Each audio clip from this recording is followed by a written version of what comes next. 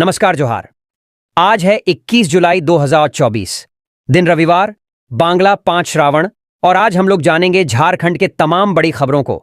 इससे पहले अभी तक आपने B2B न्यूज झारखंड चैनल को सब्सक्राइब नहीं किया है तो सब्सक्राइब कीजिए ताकि झारखंड में होने वाली छोटी बड़ी खबरों से अपडेट रहें। तो चलिए बात करते हैं, तमाम बड़ी खबरों पर नजर डालते हैं।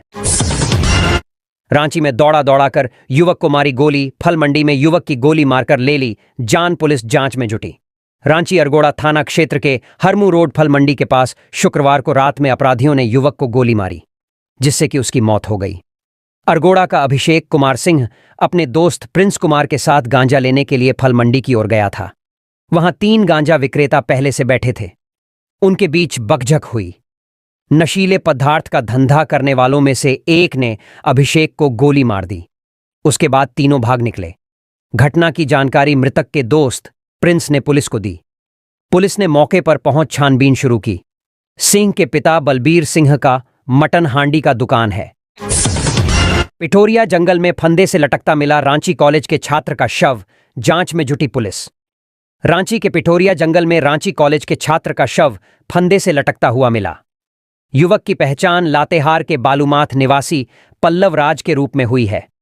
वह रांची के इंदिरा नगर स्थित एक हॉस्टल में रहकर पढ़ाई करता था। रांची कॉलेज में BCA 3rd सेमेस्टर का छात्र था। घटना की जानकारी मिलने के बाद पुलिस मौके पर पहुंची और शव को कब्जे में लेकर पोस्टमार्टम के लिए रिम्स भेज दिया। जानकारी के अनुसार मृतक पल्लव राज के दोस्तों ने परिजनों के मौके पर पहुंचने से पहले ही शव को नीचे उतार दिया था। इस संबंध में मृतक युवक पल्लव की मां संजू सिन्हा ने आरोप लगाया है कि बेटा आत्महत्या नहीं कर सकता, उसके दोस्तों ने ही हत्या कर जंगल में लटका दिया है। हालांकि पुलिस इस मामले की जांच कर रही है कि पल्लव राज ने आत्महत्या की है या उसकी हत्या की गई है। अमित शाह शनिवार को रांची में कार्यकर्ताओं को दिए जीत का मंत्र। विधानसभा चुनाव को लेकर पार्टियां रेस हो गई हैं। चुनावी सरगर्मी के बीच केंद्रीय नेताओं की सक्रियता भी झारखंड में बढ़ गई है। केंद्रीय गृह मंत्री अमित शाह शनिवार को रांची में विस्तारित कार्य समिति की बैठक में शामिल हुए, जहां वे नेताओं और कार्यकर्ताओं को जीत का मंत्र दिया। इसमें बड़ी संख्या में प्रदेश, जिला व प्रमंडल स्तरीय कार्य समिति और पार्टी के विभिन्न मोर्चा व प्रकोष्ठों के नेता व कार्यकर्ता हिस्सा लिया। 2 सत्रों में होने वाली बैठक के पहले सत्र में शनिवार सुबह 10:30 बजे से प्रदेश के नेता कार्य समिति के सदस्यों को संबोधित किया। इसमें सांसदों व विधायकों को सम्मानित भी किया गया। बैठक के दूसरे सत्र में केंद्रीय गृह मंत्री अमित शाह कार्यकर्ताओं को संबोधित किया। असम के मुख्यमंत्री रिम्स में इलाजरत सहायक पुलिसकर्मियों से मिले, बोले उनकी मांग जायज। असम के मुख्यमंत्री हिमंत बिस्वा शर्मा ने शनिवार को रिम्स पहुंचे और लाठीचार्ज में घायल सहायक पुलिसकर्मियों से मुलाकात की। उन्होंने सभी का हालचाल पूछा। घायल पुलिसकर्मियों का हालचाल सुनने के बाद उन्हें समाधान का भरोसा दिलाया। मीडिया से बात करते हुए उन्होंने कहा कि राज्य सरकार अपने वादे से मुकर गई है। सहायक पुलिसकर्मियों की जायज मांगों को भी नजरअंदाज किया जा रहा है। वेतन बढ़ोतरी और समायोजन की मांग करने पर उन पर लाठियां बरसाई जा रही हैं, जो अन्याय है। उन्होंने कहा कि राज्य सरकार को इन लोगों से बात करनी चाहिए और उनकी समस्याओं का समाधान करना चाहिए। बता दें कि शुक्रवार को अपनी मांगों को लेकर CM आवास का घेराव करने जा रहे सहायक पुलिसकर्मियों पर पुलिस ने लाठीचार्ज किया था। इसमें कई सहायक पुलिसकर्मी घायल हो गए थे। राज्य के सहायक पुलिसकर्मी अपनी मांगों को लेकर पिछले कई दिनों से आंदोलन कर रहे हैं। शुक्रवार को मुख्यमंत्री आवास के घेराव के दौरान पुलिस द्वारा किए गए लाठीचार्ज में कई सहायक पुलिसकर्मी घायल हो गए थे। सभी घायलों को रिम्स में भर्ती कराया गया है, जहां उनका इलाज चल रहा है। मंत्री दीपिका पांडेय सिंह का हाथ फ्रैक्चर, चल रहा इलाज। झारखंड सरकार में मंत्री व विधायक दीपिका पांडेय सिंह का हाथ फ्रैक्चर हो गया है। जानकारी के अनुसार देर रात मुख्यमंत्री हेमंत सोरेन के साथ बैठक में शामिल होने के बाद लौटकर जब घर पहुंची तो उनका संतुलन बिगड़ गया और उनके हाथ में चोट लग गई। पहले दीपिका पांडेय को पारस अस्पताल ले जाया गया, जहां पता चला कि उनके हाथ में फ्रैक्चर हो गया है। फिलहाल उनका राम प्यारी अस्पताल में डॉक्टर SN यादव के निगरानी में इलाज चल रहा है। शहर में चोरी करने वाले गैंग का खुलासा, एक ज्वेलर समेत 3 गिरफ्तार। जाने क्या क्या हुआ बरामद। गुमला पुलिस ने शहर में हो रही चोरी की घटनाओं का खुलासा किया है। वहीं एक व्यवसायी समेत 3 लोगों को गिरफ्तार किया गया है। बता दें कि 19 जुलाई को शहर के घाटोन बगीचा में डॉक्टर सुगेंद्र साय के घर से 20 लाख से अधिक के जेवरात व नकदी की चोरी हुई थी। मामले का खुलासा करते हुए पुलिस ने जवाहर नगर के महबूब अंसारी, उसकी पत्नी आसमा खातून व आभूषण दुकानदार वकील सोनी को गिरफ्तार किया है। पुलिस ने 25 से 30 रुपए लाख के जेवरात, सोने के बिस्किट व नकदी बरामद की है। एसपी शंभू कुमार सिंह ने बताया कि एसडीपीओ के नेतृत्व में एक टीम गठित की गई थी। पुलिस ने सबसे पहले अंबुआ निवासी महबूब अंसारी को हिरासत में लिया। पूछताछ में पता चला कि महबूब अंसारी अपनी पत्नी आसमा खातून के साथ चेयरमैन गली स्थित पूजा ज्वेलर्स जा रहा था। उसे अपने मालिक से पैसे लेने थे। वह चोरी के जेवरात बेचता है। उसके बाद पुलिस ने वकील सोनी नमक ज्वेलर्स को गिरफ्तार कर लिया। पुलिस ने 200 ग्राम के 2 सोने के बिस्किट, 3 घड़ियां, कई सोने की चेन, मंगलसूत्र, सिक्के, पायल, एक हीरो बाइक, नकदी और चोरी में इस्तेमाल किए गए औजार बरामद किए हैं। एसपी ने बताया कि चोरी की घटना में अन्य लोगों के शामिल होने की भी सूचना है। पुलिस इस दिशा में कार्रवाई कर रही है। रांची पहुंचे गृह मंत्री अमित शाह। 26,000 कार्यकर्ताओं को किया संवाद। केंद्रीय गृह मंत्री अमित शाह रांची पहुंचे और सबसे पहले उन्होंने बिरसा चौक पर भगवान बिरसा मुंडा को नमन किया। रांची पहुंचने पर कई भाजपा नेताओं ने उनका गर्मजोशी से स्वागत किया। गृह मंत्री विस्तृत कार्य समिति की बैठक में भाग लेने के लिए पहुंच गए। वहीं भाजपा की विस्तृत कार्य समिति की बैठक में गृह मंत्री रांची के धुर्वा स्थित प्रभात तारा मैदान में 26,000 भाजपा कार्यकर्ताओं से संवाद किया। साथ ही झारखंड से चुनाव जीतने वाले सांसदों को बधाई दिया। इसके अलावा आगामी विधानसभा चुनाव के लिए कार्यकर्ताओं में जोश भरने का काम भी किया। अमित शाह करीब 6 घंटे रांची में रहे। इसके बाद वह पुणे के लिए रवाना हो गए। रांची में रहने के दौरान अमित शाह प्रदेश भाजपा कार्यालय गए। वहां पार्टी कार्यकर्ताओं से मिले और वरिष्ठ नेताओं के साथ बैठक कर विधानसभा चुनाव की रणनीति तैयार किया। पारा शिक्षक रांची पुलिस आमने सामने। भीड़ को कंट्रोल करने के लिए पुलिस ने किया लाठीचार्ज व छोड़े आंसू गैस। सीएम हेमंत सोरेन आवास का घेराव करने निकले। पारा शिक्षकों का पुलिस से भिड़ंत हो गया। पुलिस ने पारा शिक्षकों को तितर बितर करने के लिए आंसू गैस के गोले छोड़े। बता दें कि झारखंड के पारा शिक्षक हजारों की संख्या में रांची के मोरहाबादी मैदान से सीएम आवास का घेराव करने निकले थे। दूसरी तरफ पुलिस किसी भी तरह से उन्हें सीएम आवास तक पहुंचने नहीं देने के लिए कृत संकल्प है। ऐसे में शिक्षकों और पुलिस कर्मियों में टकराव की आशंका पहले से थी। सीएम आवास पहुंचने से पहले ही पुलिस ने पारा शिक्षकों को रोक दिया, जिसके बाद पारा शिक्षक आगे बढ़ने की कोशिश करने लगे, जिसके बाद पुलिस ने उन पर आंसू गैस के गोले छोड़े। इसके अलावा भीड़ को भगाने के लिए हल्का बल का प्रयोग करते हुए लाठीचार्ज किया है। ऑपरेशन आहट के तहत आरपीएफ ने 3 नाबालिग लड़कों को किया रेस्क्यू। रांची मंडल के आरपीएफ कमांडेंट पवन कुमार के निर्देश पर नाबालिग बच्चों को बचाने के लिए आरपीएफ की टीम गठित की गई है। 19 जुलाई को रांची रेलवे स्टेशन पर एएचटीयू टीम और नन्हे फरिश्ते टीम ने चेकिंग के दौरान प्लेटफॉर्म संख्या 1 पर 3 नाबालिग लड़कों को संदेहास्पद रूप से बैठे हुए देखा। उनके साथ एक व्यक्ति भी था। पूछताछ में उसने अपना नाम छोटू कुमार और पता बछवाड़ा बेगूसराय बताया। नाबालिग लड़कों ने पूछताछ पर खुलासा किया कि एक व्यक्ति जिसका नाम कुंदन सदा बछवाड़ा बेगूसराय ने विशाखापट्टनम में खाना बनाने के लिए 14,000 रुपए वेतन दिलाने का वादा किया था। 1,000 रुपए एडवांस भी दिए थे, जिसके बाद वे सभी बछवाड़ा स्टेशन पर छोटू कुमार से मिले और विशाखापट्टनम जाने के लिए उसके साथ ट्रेन से रांची आए। छोटू ने आगे पूछताछ करने पर बताया कि विशाखापट्टनम स्टेशन के पास वह ठेकेदार राहुल कुमार इटाढ़ी पीरो भोजपुर के अधीन रेलवे में नाली बनाने का काम करता है। उनसे विशाखापट्टनम में बच्चों को लाने के लिए कहा गया था। छोटू कुमार को आगे की कानूनी कार्रवाई के लिए एचटीयू पुलिस कोतवाली रांची को सौंप दिया गया, जहां छोटू कुमार, कुंदन, सदा और राहुल कुमार के खिलाफ मामला दर्ज किया गया। वहीं तीनों नाबालिग लड़कों को सीडब्ल्यूसी रांची के मौखिक आदेश पर बालाश्रय शेल्टर होम रांची को सौंप दिया गया। गृह मंत्री की सुरक्षा में चूक, काफिले में घुस्सा बाइक सवार, पुलिस ने किया अरेस्ट। केंद्रीय गृह मंत्री अमित शाह पार्टी की विस्तारित कार्य समिति की बैठक में शामिल होने रांची पहुंचे, जहां गृह मंत्री की सुरक्षा में चूक हुई है। रांची एयरपोर्ट से अमित शाह जैसे ही बिरसा चौक के लिए निकले तो बाइक सवार उनके काफिले में घुस गया। इसके बाद पुलिस ने दोनों को मौके पर ही हिरासत में ले लिया। गिरफ्तार किए गए युवक पर डीएसपी हटिया प्रमोद कुमार मिश्रा ने कहा, आरोपी काफिले केंद्रीय गृह मंत्री अमित शाह का हिस्सा नहीं था। हालांकि वह तेज गति से गाड़ी चला रहा था और काफिले का पीछा कर रहा था, इसलिए हमने उसे गिरफ्तार कर लिया है। बता दें कि केंद्रीय गृह मंत्री अमित शाह भाजपा की विस्तारित कार्य समिति की बैठक में शामिल हुए। कार्यक्रम का आयोजन रांची के धुर्वा स्थित प्रभात तारा मैदान में किया गया। बाबा भोलेनाथ के दरबार में सीएम हेमंत सोरेन ने पत्नी संघ की पूजा अर्चना, राज्य की खुशहाली मांगी। श्रावणी मेला शुरू होने से पहले झारखंड के मुख्यमंत्री हेमंत सोरेन और अपनी पत्नी कल्पना सोरेन के साथ देवघर बाबा मंदिर पहुंचे। बाबा बैद्यनाथ मंदिर देवघर में बाबा भोलेनाथ के दरबार में शीश नवाकर आशीर्वाद प्राप्त किया।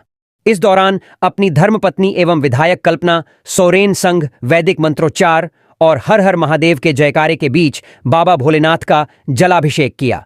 साथ ही विधि विधान से पूजा अर्चना कर राज्य के सर्वांगीण विकास, अमन, चैन, सुख समृद्धि व खुशहाली की कामना की। इस अवसर पर देवघर के उपायुक्त विशाल सागर ने मुख्यमंत्री को स्मृति चिन्ह प्रदान किया। दोनों ने पूजा अर्चना के बाद पुजारियों से आशीर्वाद भी लिया।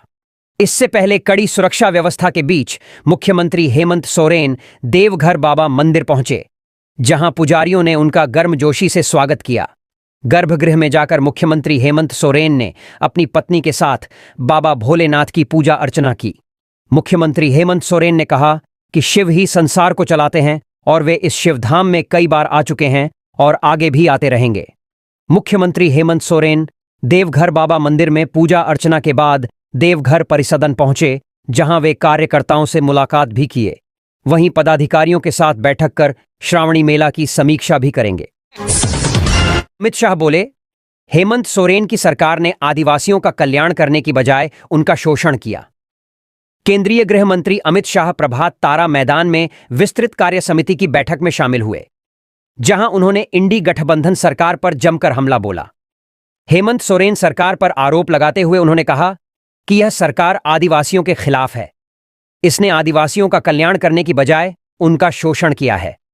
उन्होंने उम्मीद जताई कि लोकसभा चुनाव में मिली यह जीत बताती है कि आगामी विधानसभा चुनाव में किसकी सरकार बनेगी। उन्होंने कार्यकर्ताओं से कहा कि आप लोगों से मिला विश्वास यह दर्शाता है कि 2024 में झारखंड में बीजेपी पूर्ण बहुमत के साथ सरकार बनाएगी। 60 साल में ऐसा पहली बार। कांग्रेस को अहंकारी बताते हुए कहा कि ऐसा देश में पहली बार देखने को मिला है। देश की जनता ने लोकसभा चुनाव में भाजपा को प्रचंड बहुमत देकर नरेंद्र मोदी को तीसरी बार प्रधानमंत्री बनाया। उन्होंने कहा कि 60 साल में ऐसा हुआ है जब जनता ने किसी को तीसरी बार प्रधानमंत्री चुना हो। भाजपा ने देश में सरकार बना ली है, लेकिन कांग्रेस अहंकारी हो गई है। देश की जनता ने भाजपा को 240 सीटें दी, जबकि पूरे इंडिया गठबंधन को 240 सीटें नहीं मिलीं। फिर भी देखिए कौन अहंकारी हो गया है। उन्होंने पूछा, क्या कांग्रेस को अपने शासन में 12 लाख करोड़ रुपए के घोटाले करने का गर्व है? क्या उसे अपने शासन में भाई भतीजावाद से किए गए भ्रष्टाचार पर गर्व है, या उसे अपने शासन में किए गए तुष्टीकरण पर गर्व है? हाजिरी बनाकर गायब हो जाते डॉक्टर साहब, बिना इलाज कराए लौट रहे मरीज। बोकारो स्वास्थ्य विभाग के लापरवाही का एक मामला बोकारो से सामने आया है। मामला सेक्टर 6 सामुदायिक स्वास्थ्य केंद्र का है, जहां प्रतिनियुक्त चिकित्सक हमेशा विलंब से आते हैं। उपस्थिति दर्ज कर 1-2 घंटे के अंदर टहलते हुए निकल जाते हैं। ऐसे में मरीज बिना इलाज कराए ही लौट जा रहे हैं। इसकी शिकायत हमेशा से मिल रही थी। पड़ताल करने जब संवाददाता वहां पहुंचे तो जनता की शिकायत को सही पाया। इस बाबत मरीजों ने बताया कि लगभग 1.5 घंटा से चिकित्सक के इंतजार में बैठे हैं, लेकिन कोई नहीं पहुंचे है। एक बुजुर्ग मरीज ने कहा कि हम ब्लड प्रेशर चेक कराने आए थे, लेकिन चिकित्सक के नहीं होने के कारण अभी तक चेक नहीं हुआ है। ब्लड प्रेशर मरीज को कुछ हो जाता है तो इसका जिम्मेदार कौन होगा? इस बाबत सिविल सर्जन से बात की गई तो उन्होंने चिकित्सक की देवघर के श्रवणी मेला में प्रतिनियुक्ति बात कहकर पल्ला झाड़ लिया। हालांकि उन्होंने कहा कि अभी जो भी चिकित्सक सामुदायिक स्वास्थ्य केंद्र में प्रतिनियुक्त है, अगर वो समय का पालन नहीं करते हैं तो उनके विरुद्ध नियम संगत कार्रवाई की जाएगी। फल मंडी में युवक की हत्या का खुलासा, तीनों अपराधी 3 घंटे के अंदर हथियार के साथ गिरफ्तार। हरमू फल मंडी के पास युवक की हत्या की गुत्थी पुलिस सुलझा ली है। पुलिस ने घटना के 3 घंटे के अंदर ही तीनों आरोपियों को पकड़ लिया है। घटना के बाद एसएसपी के निर्देश पर टीम का गठन किया गया था, जिसमें डीएसपी कोतवाली, एसएसपी की तकनीकी शाखा, क्यूआरटी टीम की अहम भूमिका रही। वहीं घटना में प्रयुक्त हथियार, देशी कट्टा, कारतूस और मोबाइल बरामद कर लिया गया है। एसएसपी चंदन कुमार सिन्हा ने बताया कि 19 जुलाई को रात अभिषेक कुमार और उसका दोस्त कुमार प्रिंस हरमू फल मंडी के पीछे हरमू नदी के किनारे गांजा खरीदने के लिए गए थे। गांजा खरीदने के बाद लौटते समय अज्ञात लोगों ने दोनों को रोककर उनसे साथ मारपीट करते हुए मोबाइल, पर्स एवं पैसा लूटने का प्रयास किया। अभिषेक कुमार के द्वारा पैसा व मोबाइल नहीं दिए जाने के कारण उन्होंने अभिषेक कुमार को गोली मार दी। इस संदर्भ में कुमार प्रिंस के फर्द बयान के आधार पर अरगोड़ा थाना में मामला दर्ज कर छापामारी शुरू की गई। 3 अपराध कर्मियों में मो दानिश, मो अरमान उर्फ बाबू और मो साहिल शामिल है। महिला विकास मंत्री के प्रतिनिधि ने विस्थापित व मजदूरों की समस्या से महाप्रबंधक को कराया अवगत। बोकारो सीसीएल के ढोरी में झारखंड सरकार के महिला बाल विकास एवं सामाजिक सुरक्षा मंत्री बेबी देवी के पुत्र सह प्रतिनिधि अखिलेश उर्फ राजू महतो नए महाप्रबंधक ढोरी प्रक्षेत्र रंजन सिन्हा से मिले। इस दौरान उन्होंने महाप्रबंधक ने झारखंड कोलियरी कामगार यूनियन 7 मजदूरों के पदोन्नति, पानी बिजली, क्वार्टर मरम्मती, विस्थापित समस्याओं सहित बातें की। इस पर महाप्रबंधक ने जल्द सभी समस्याओं का समाधान करने का आश्वासन दिया। मौके पर यूनियन केंद्रीय महामंत्री विनोद बिहारी चौधरी, जोनल एवं ढोरी क्षेत्र अध्यक्ष बैजनाथ महातो, कल्याणी परियोजना अध्यक्ष कयूम आलम, जिला संयुक्त सचिव मदन महतो, नावाडीह प्रखंड अध्यक्ष सोनाराम हेम्ब्रम, पचुराम, रंजीत राय, शिव कुमार, चंदन राम, कालीचरण मांझी, रंजीत सिंह, हरि महतो, बीरन लोहार, उस्मान गनी अंसारी मौजूद थे। झारखंड टीईटी के लिए 23 जुलाई से भरे जाएंगे फॉर्म। जानिए क्वालिफाई के लिए कितना अंक लाना होगा जरूरी। 1300 रुपए है परीक्षा शुल्क। झारखंड में टीईटी परीक्षा की तैयारी शुरू हो गई है। आखिरी बार 2016 में टीईटी की परीक्षा झारखंड में हुई थी, जिसके करीब 8 साल बाद राज्य में शिक्षक पात्रता परीक्षा आयोजित की जा रही है। झारखंड अकादमिक जेएसी की तरफ से यह परीक्षा आयोजित की जाएगी। इसे लेकर दिशा निर्देश जारी कर दिए गए हैं। 22 अगस्त है आवेदन की आखिरी तारीख। जेएसी की ओर से दी जानकारी के मुताबिक जेटेट के लिए 23 जुलाई से आवेदन भरे जाएंगे। आवेदन की आखिरी तारीख 22 अगस्त रखी गई है। आवेदन झारखंड जेएसी की वेबसाइट के जरिए ऑनलाइन जमा किए जाएंगे। 15 भाषाओं में एक को चुनना होगा। शिक्षक पात्रता परीक्षा में राज्य सरकार द्वारा उल्लेखित 15 भाषाओं में से किसी एक में परीक्षा देना अनिवार्य होगा। जेटेट की अलग अलग श्रेणी में अलग अलग परीक्षा शुल्क निर्धारित किया गया है। 1300 रुपये परीक्षा शुल्क सामान्य श्रेणी, अत्यंत पिछड़ा वर्ग और आर्थिक रूप से कमजोर वर्ग के लिए परीक्षा शुल्क 1300 रुपये होगा, जबकि दिव्यांग, अनुसूचित जाति और अनुसूचित जनजाति के लिए 700 रुपये निर्धारित किया गया है। इतना अंक लाना होगा। जरूरी कक्षा 1 से 5 और 6 से 8 के लिए अलग अलग परीक्षाएं होंगी। शिक्षक पात्रता कक्षा 1 से 5 और उच्च प्राथमिक कक्षा 6 से 8 के लिए अलग अलग आयोजित होगी। 2 घंटे 30 मिनट की परीक्षा होगी। टेट उत्तीर्ण होने के लिए सामान्य वर्ग के अभ्यर्थी को न्यूनतम 60% अंक लाना जरूरी होगा। वहीं अनुसूचित जाति के लिए 50%, अनुसूचित जनजाति के लिए 50%, अत्यंत पिछड़ा वर्ग के लिए 55%, पिछड़ा वर्ग के लिए 55% और आर्थिक रूप से कमजोर वर्ग के लिए 55% तथा दिव्यांग श्रेणी के अभ्यर्थियों के लिए 50% अंक लाना अनिवार्य होगा। हिमंता बिस्वा शर्मा का दावा, 2041 तक असम बन जाएगा सबसे बड़ा मुस्लिम बहुल राज्य। असम के मुख्यमंत्री और झारखंड भाजपा के सह चुनाव प्रभारी हिमंता बिस्वा शर्मा ने एक बड़ा दावा किया है। उन्होंने कहा है कि साल 2041 तक असम मुस्लिम बहुल राज्य बन जाएगा। रांची के धुर्वा स्थित जगन्नाथ मैदान में कार्यक्रम को संबोधित करते हुए असम के सीएम ने कहा कि झारखंड के सामने कई बड़ी चुनौतियां हैं। देश के कई राज्यों में घुसपैठियों के कारण डेमोग्राफी का परिवर्तन हुआ है। आज वह प्रदेश धीरे धीरे मुस्लिम बहुसंख्यक राज्य होने की ओर बढ़ रहे हैं। दुर्भाग्य की बात है कि असम भी ऐसा ही प्रदेश है जहां 40% मुसलमान हैं, जबकि असम के असली मुसलमान महज 4% हैं। 26% बांग्लादेश से आए हुए लोग हैं। ऐसे में साल 2041 तक असम सबसे बड़ा मुस्लिम बहुल प्रदेश बन जाएगा। यह आज असम की हकीकत है। उन्होंने कहा कि पश्चिम बंगाल में मुसलमान आबादी की जनसंख्या 26% है। धीरे धीरे ये प्रतिशत भी हर 10 साल में 29% की स्पीड से बंगाल में बढ़ रही है। असम और बंगाल को हम छोड़ दें तो बांग्लादेशी घुसपैठियों का अगला टारगेट झारखंड बना हुआ है। आज झारखंड के कई सारे जिलों में मुसलमानों की जनसंख्या 30% तक पहुंच चुकी है। हिमंता शर्मा ने कहा कि झारखंड में 2 महीने बाद विधानसभा चुनाव है। झारखंड में हम और अधिक सीटें जीतकर भाजपा की सरकार बनाएंगे, यह हमारा संकल्प है। इससे पहले हिमंता बिस्वा शर्मा ने रांची के रिम्स अस्पताल में घायल सहायक पुलिसकर्मियों से मुलाकात की। साथ ही अस्पताल में भर्ती जवानों से उनका हालचाल जाना। मीडिया से बातचीत के दौरान असम के सीएम ने इस घटना को बेहद दुर्भाग्यपूर्ण बताया। धनबाद झरिया में सीआईएसएफ और ग्रामीणों के बीच झड़प, कई महिलाएं घायल। धनबाद के झरिया एटी देवप्रभा आउटसोर्सिंग परिसर में सीआईएसएफ और ग्रामीणों के बीच झड़प हो गई। हाथापाई में कई महिलाएं चोटिल हो गईं। घायलों में सीआईएसएफ की एक महिला कर्मी भी शामिल है। मिली जानकारी के मुताबिक झड़प के दौरान सीआईएसएफ की ओर से कई राउंड फायरिंग की गई। ग्रामीणों का आरोप है कि सीआईएसएफ ने महिलाओं को पीटा था, इसके बाद ही स्थिति अनियंत्रित हुई। वहीं सीआईएसएफ कमांडर ने ग्रामीणों द्वारा पत्थराव की बात कही है। बताया जा रहा है कि खदान क्षेत्र में कुछ बाइक सवार युवक अवैध तरीके से दाखिल हुए और कोयला चोरी की घटना को अंजाम दे रहे थे। जब जवानों ने उन्हें रोका तो बाइक सवार युवक भाग गए। इसी दौरान उनकी गाड़ी को जब्त कर लिया गया, जिसके बाद उस इलाके की महिलाओं ने आकर पथराव शुरू कर दिया। इस दौरान सीआईएसएफ और ग्रामीण महिलाओं के बीच जमकर झड़प हुई।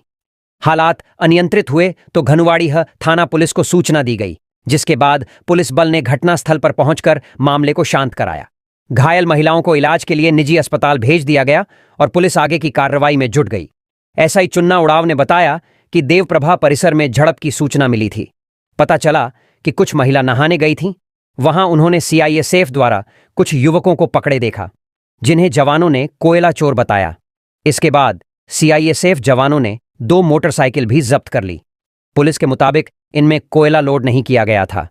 युवकों को सीआईएसएफ के कब्जे में देख वहां मौजूद महिलाओं और केंद्रीय औद्योगिक सुरक्षा बल के कर्मियों के बीच बहस हुई और बात झड़प तक पहुंच गई, जिसमें महिलाएं घायल हो गईं, जिन्हें इलाज के लिए अस्पताल में भर्ती कराया गया है। वहीं ग्रामीण महिलाओं का आरोप है कि जवानों ने फायरिंग के साथ लाठीचार्ज भी किया। बोलीं, हमारे बच्चों पर चोरी के आरोप गलत है, वो नहाने भर गए थे। उलटा जवानों ने उनका पीछा कर मोटरसाइकिल छीन ली। सीआईएसएफ कमांडर भूपेंद्र सिंह ने अपना पक्ष रखा। उन्होंने कोयला चोरी की बात कही।